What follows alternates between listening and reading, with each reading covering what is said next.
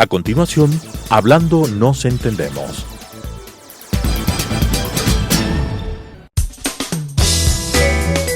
Clasificación A. Apto para todo público.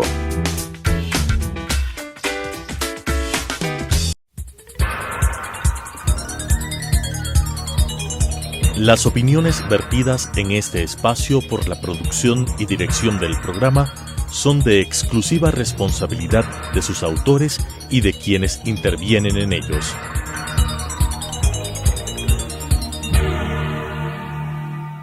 Telesucesos Canal 29 UHF presenta Hablando nos entendemos, un programa de la Academia Ecuatoriana de la Lengua con la conducción de Gonzalo Ortiz Crespo. Hablando nos entendemos. Buenos días, buenas tardes o buenas noches. Esto es Hablando nos entendemos, el programa de la Academia Ecuatoriana de la Lengua que llega a ustedes todos los miércoles a las 5 de la tarde a través de Telesucesos y que también se puede encontrar en Facebook Live, también poniendo Telesucesos en la búsqueda, o en YouTube en Telesucesos HD. Este es un programa al que estamos convocados por nuestro amor a la lengua, por nuestro amor a la cultura. Las primeras noticias que quiero compartir con ustedes el día de hoy son, como siempre, respecto de libros. Los libros que han aparecido la semana pasada son una novela de Efraín Villasís, La sonrisa hueca del señor Orudi. Este es el título del libro de esta novela, que no nos ha llegado, pero supimos su circulación. Y de Jorge Enríquez Páez, el ensayo Universidad Alfredo Pérez Guerrero, La Verdad. Aquí Jorge Enríquez Páez cuenta lo que sucedió con esa universidad que fue intervenida por el gobierno y como él lo demuestra de manera injusta. Y hoy, miércoles, a la noche, se lanza otro libro, otra novela. Este es de Mariana Neira, conocida periodista que fue editora de investigación de Vistazo, que ha colaborado con Plan B y con otras publicaciones, quien lanza hoy la novela 3 veces muerto, a las 18 horas en el Centro Cultural Benjamín Carrión. También quiero compartir con ustedes una noticia de la que hablé algo en el primer programa de esta serie, que es el hecho de que la Academia Ecuatoriana de la Lengua está encargada de difundir la convocatoria a una beca. A todos los jóvenes amantes de la lengua les convoco para este curso de la Escuela de Lexicografía Hispánica para sacar una maestría, un título de máster en lexicografía hispánica, precisamente con el reconocimiento de la Universidad de León en España. Los interesados deben solicitar las becas a través de la página electrónica de la Fundación Carolina. Cuestión de poner en Google Fundación Carolina y buscar la página web y hacerlo hasta el 20 de marzo próximo. Vean que quedan apenas 2 semanas. Hasta el 20 de marzo próximo. Sería conveniente que las personas interesadas cuenten con la recomendación de nuestra Academia Ecuatoriana de la Lengua, así que también podrían acercarse a la Academia o enviar un email a la Academia Ecuatoriana de la Lengua. El correo electrónico, la dirección es a.ecuatorianadelalengua@gmail.com a.ecuatorianadelalengua@gmail.com. Esa es la dirección de la Academia Ecuatoriana de la Lengua, en la donde podría haber más información e incluso una recomendación de nuestra parte para este máster en lexicografía hispánica. Y con esto nos vamos al segundo segmento del día de hoy. La vida de la Academia. Bueno, estamos ahora con un invitado que tiene mucho que contarnos y a quien le aprecio y le estimo de manera personal desde hace muchos años. Diego Araujo, él es tesorero de la Academia Ecuatoriana de la Lengua, fue durante muchos años subdirector del diario Hoy y un profesor de larga trayectoria en la Universidad Católica del Ecuador, en la Pontificia Universidad Católica del Ecuador. También es novelista, ensayista y crítico literario. Por eso es que le hemos invitado, Diego, muchas gracias por estar aquí, para que nos cuentes algo primero sobre los orígenes de la Academia Ecuatoriana de la Lengua. Esta organización que tiene este programa comenzó en 1874. ¿Cómo fue eso? ¿Qué es lo que sabes? En realidad hubo una iniciativa en 1870, una iniciativa de un escritor colombiano y un diplomático ecuatoriano. El escritor ecuatoriano es Vergara y Vergara, y el diplomático ecuatoriano fue el doctor Julio Castro, ¿no? Entonces, ellos tuvieron la iniciativa que propusieron a la Real Academia Española de la Lengua de crear academias de la lengua en las distintas naciones hispanoamericanas. La de España había existido pues ya par de siglos. Así es. Entonces, inmediatamente la Real Academia Española acogió esa iniciativa y es más, y designó algunos miembros correspondientes en las naciones hispanoamericanas, en Colombia, en Ecuador. Por ejemplo, en Ecuador los primeros miembros designados fueron Juan León Mera, don Julio Saldumbide y Julio Castro, que había tenido la iniciativa, ¿no es cierto? Entonces, algunos años después, del año 75, 1875, el 4 de mayo, se reúnen en la casa... ¿75 o 74? 75. Se reúnen en la casa de Pedro Fermín Ceballos, porque la academia designó después 3 miembros más correspondientes, entre otros a Pedro Fermín Ceballos. Entonces se reúnen. No estaba ahí presente, por ejemplo, en la primera reunión Juan León Mera, porque estaba fuera de la ciudad, ni tampoco Castro, pero estuvo Julio Saldumbide, y pues hacen una primera reunión el 4 de mayo y comunican al Ejecutivo. Y el Ejecutivo reconoce, pues el 2 de junio, me parece, que se ha formado la Academia de la Lengua. Más o menos le da la personalidad jurídica. Así es, es un reconocimiento oficial. Es más, incluso después hay un decreto del Congreso en el cual asigna a la Asamblea una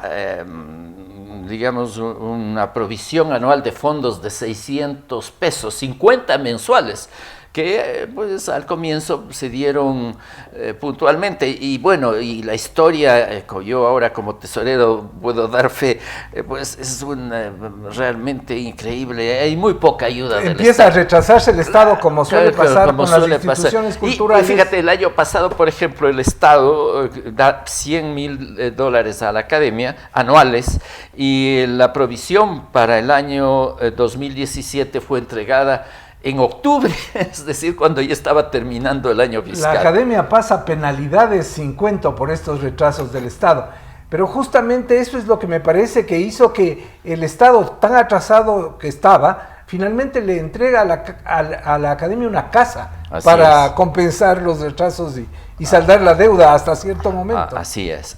La casa que hoy es de la Academia, que fue pues magníficamente rehabilitada con ayuda de la cooperación española, ¿no? Es una casa del Fonsal. Y del Fonsal, por supuesto, el Fonsal también. Así es. Entonces, ¿quiénes son los que finalmente, podríamos decir, aunque no estuvieron en esa primera reunión, fundan la Academia de la Lengua? Bueno, ahí estuvieron varias personas, intelectuales como Julio Saldumbide, por ejemplo. Un intelectual liberal. Así es, y Juan León Mera. En cambio, él muy conservador. Pedro Fermín Ceballos. Y pues bueno, luego van incorporándose nuevos miembros. Hay un personaje que está también en la fundación, una personalidad pues muy fuerte, muy vigorosa de la época garciana y después todavía, ¿no? Es Francisco Javier Salazar, que fue cuando a la muerte de García Moreno era el ministro de Guerra de García Moreno. Y había general y doctor. Así había sido, ¿no?, diplomático en el Vaticano incluso, ¿no? Una persona, y fue candidato a presidente de la República. Incluso cuando estaba de candidato, más adelante estaba de candidato, murió de fiebre amarilla en Guayaquil, ¿no? Y pues tiene algunos... Y también el hermano Miguel, ¿no? El hermano Miguel, por supuesto, fue miembro de hermano Miguel, que es santo de los altares, sí, pero fue sobre todo un lingüista, un maestro. Sí. Galo Plaza Lazo dijo cuando se puso la primera piedra del monumento al hermano Miguel, él era presidente del Consejo Municipal de Quito, y dijo que el Consejo había resuelto hacer este monumento porque era el más grande maestro de todos los maestros ecuatorianos. Así Fíjate es. Qué manera de... Mira, y hay una cosa muy interesante que me interesaría destacar, que cuando es reconocida ya por el gobierno la Academia de la Lengua, el mismo 2 de junio, hay otros nombramientos significativos. Por ejemplo, se nombra miembro de la Academia de la Lengua, se incorpora, se pide que se incorpore a la Academia de la Lengua a Antonio Borrero, que era... político opositor a García Moreno. Y a José María Arízaga, por ejemplo, 2 cuencanos que tampoco era garciano. Es decir, tuvo desde el comienzo una pluralidad ideológica interesante, que a veces, pues, cierto es que ha habido muchísimas gentes que están más cerca de lo tradicional, del conservadorismo, pero ha habido notables figuras de las más dispares tendencias, ¿no? Y ya que hablamos del conservadorismo, entonces vamos a Juan León Mera. Me he preocupado de preguntarte de esto porque eres uno de los mayores expertos en Juan León Mera, así como de otras figuras de nuestra historia literaria. Pero ¿qué nos puedes contar de Juan León Mera? Él viene a Quito a los 20 y pico de años a estudiar pintura, pero luego resulta que destaca más como literato que como pintor, ¿no? Claro. Realmente las dos figuras descollantes de la época son dos figuras antagónicas y dos figuras que están vinculadas por el mismo lugar de nacimiento, los dos ambateños, los dos Juanes, Juan Montalvo y Juan León Mera, ¿no? En realidad solemos considerarlos como figuras antagónicas, el uno liberal, adversario acérrimo de García Moreno, el otro pues conservador, partidario poderoso de García Moreno, garciano, tradicionalista, conservador, pero curiosamente hay rasgos antagónicos en uno y otro, ¿no? Por ejemplo, Juan León Mera es en algunos aspectos, diría yo, extremadamente progresista. Por ejemplo, pues se manifiesta partidario de la división de poderes, del sufragio libre. Que más bien eran rasgos que venían del liberalismo. Sumamente, mira, e incluso en la tarea intelectual.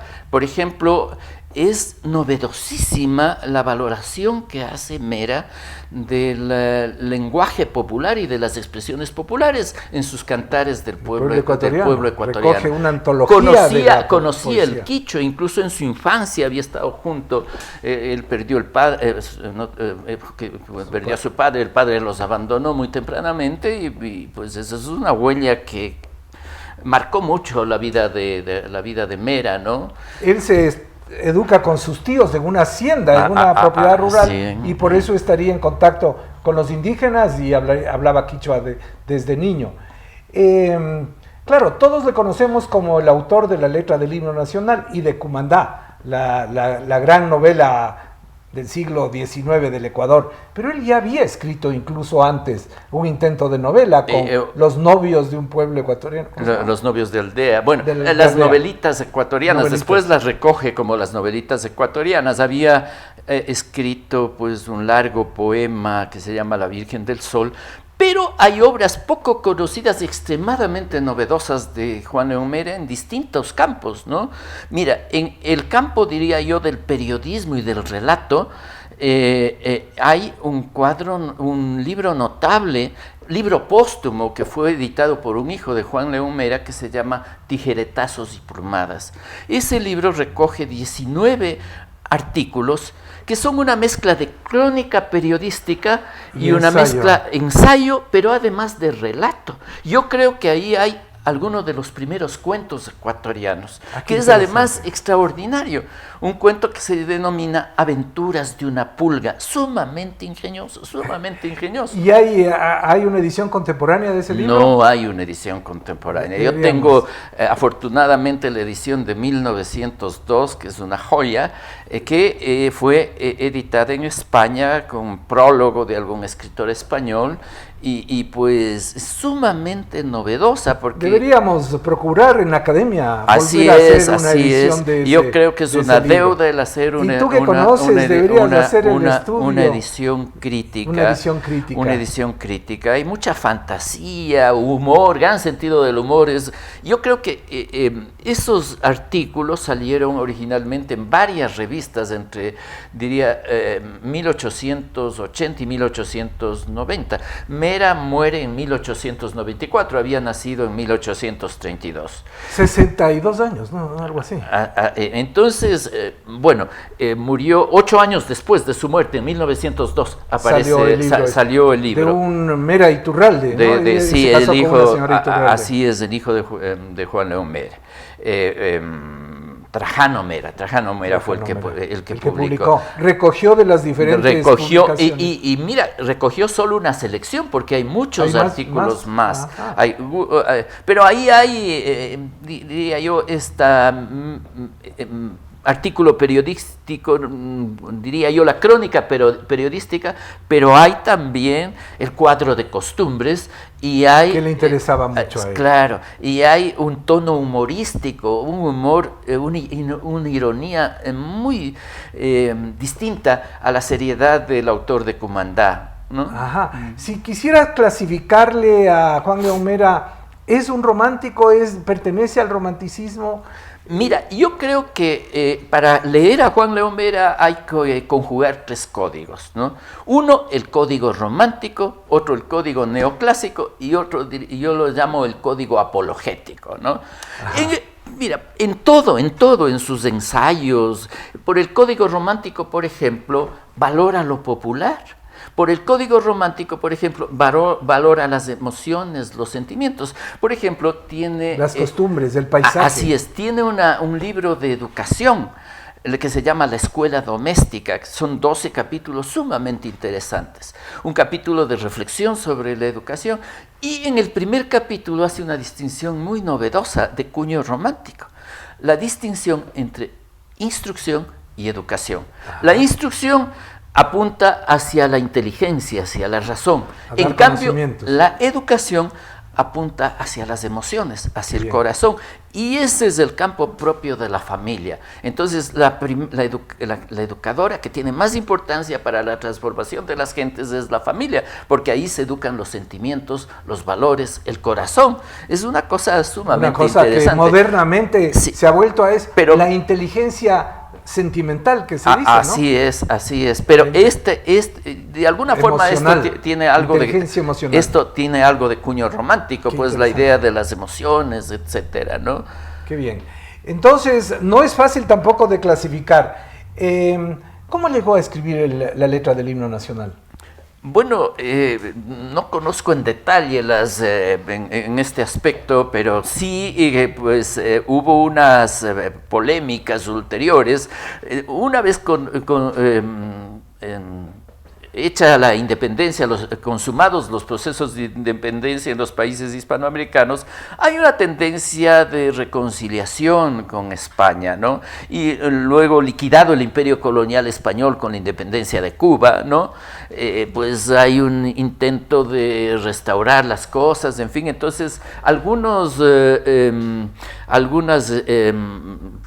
frases, estrofas del himno nacional, de la letra del himno nacional, pues están en una línea distinta. Porque había un reintento, o se pensaba que había un reintento de España de reconquistar América, ¿no? A mediados del siglo. Así es. Y entonces hay como un nuevo sentimiento antihispánico que luego vuelve a disminuir. Así es, pero Juan León Mera defendía pues la letra de su himno nacional, pero al mismo tiempo él era un gran cultor, digamos, de la tradición española, empezando por el lenguaje, y fue él uno de los primeros miembros correspondientes de la Real Academia Española de la Lengua, y la propuesta de publicar Cumandá lo hace primero a la Real Academia Española de la Lengua. Y dime, ya que empezaste hablando de Juan Montalvo, los dos personalmente se conocieron, se trataron, ambos ambateños,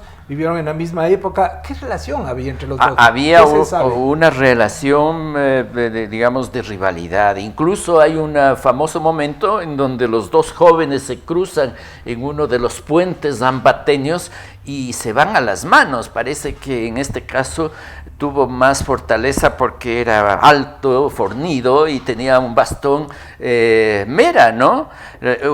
Fue una relación, pues... conflictiva entre los dos. Así es. Bueno, tenemos mucho más para conversar con Diego Araujo. Como ven, ha sido muy interesante, pero el tiempo se nos ha acabado, así que vamos al tercer segmento del programa de hoy, no sin antes agradecer a Diego por su presencia. El autor de la semana. Muy bien, volvemos entonces a Hablando nos entendemos. Justamente hemos hablado de Juan León Mera, así que en este tercer segmento lo que quiero es compartirles unos pocos datos para que quede claro sobre quién era este autor. Todos sabemos que es el autor de la letra del himno nacional del Ecuador, pero Juan León Mera fue además un político y un pintor. Fue pintor y justamente vino a Quito a los 22 años de edad, a los 20 años de edad, para aprender pintura con uno de los grandes pintores de la época, Antonio Salas. Estuvo en su taller y ahí aprendió a usar el óleo, a dar perspectiva, en fin, a desarrollar este talento natural que tenía por la pintura. Pero claro, más que como pintor, se desarrolló justamente como escritor. Ya 2 años después de su llegada a Quito, a los 22 años, empezó a publicar sus primeros poemas. Era un hombre muy culto, había estudiado en su casa, sus tíos le habían enseñado desde niños. Él nació en Ambato el 28 de junio de 1932, de manera que a Quito ya vino en el 52 y desde entonces empezó su desarrollo, empezó a publicar poemas en las revistas y en los periódicos de la época y poco a poco se fue dando a conocer, tanto como poeta y luego ya como ensayista y luego metido ya en la política también como periodista, es decir, como alguien que escribía en los periódicos. No hay que olvidarse que Juan León Mera tuvo una infancia muy pobre, muy humilde. Su madre fue abandonada por el papá de Juan León Mera cuando estaba embarazada. Se fue de la casa y la que tuvo que enfrentar toda la educación de Juan León Mera fue su madre, con la ayuda de sus hermanos, los tíos de Juan León Mera, en su casa. Luego de publicado de esas primeras poesías, él siguió estudiando, por supuesto. Era un hombre de constantes lecturas, autodidacta, que continuó estudiando y escribiendo a lo largo de los años de su vida política en Quito. Como escritor, ya sabemos que es costumbrista, que se interesaba en los temas populares. El último libro publicado de él es precisamente una antología de la poesía popular ecuatoriana, Los Cantares del Pueblo Ecuatoriano.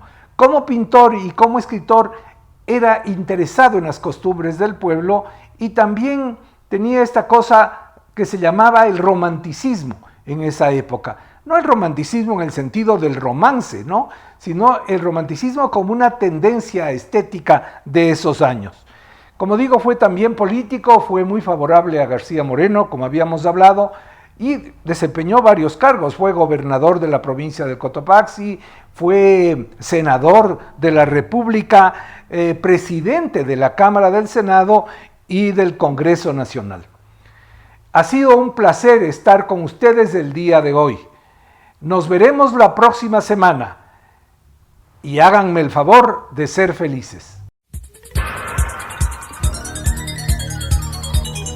Las opiniones vertidas en este espacio por la producción y dirección del programa son de exclusiva responsabilidad de sus autores y de quienes intervienen en ellos.